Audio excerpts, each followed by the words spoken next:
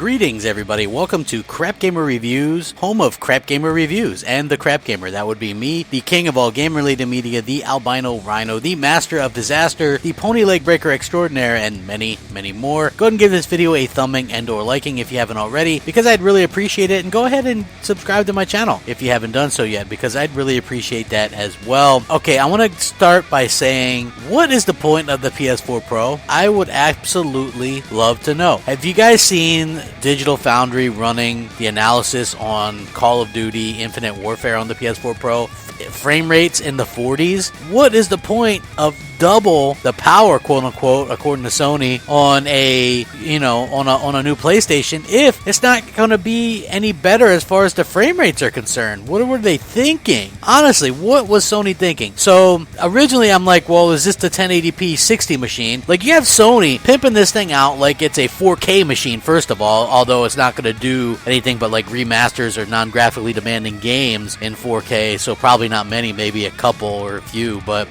this thing can't even do the 4K 60 because why? Because the CPU is bottlenecking the entire thing.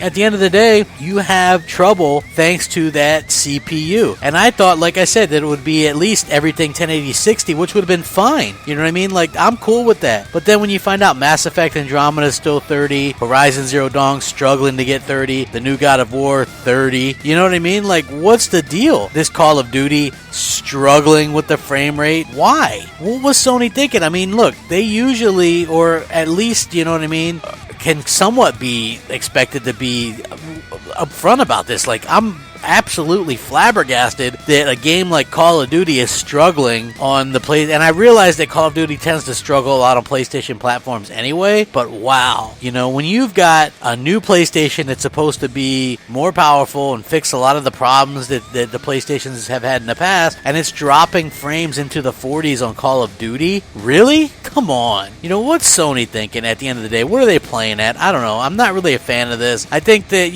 anybody that's really excited about this, I'd like to know why. You know what I mean? I think I would love to know what your thinking is, what your thought process is. What do you think? What do you really think Sony's gonna do? I mean, obviously this thing's not doing, the power thing that they've kind of suggested.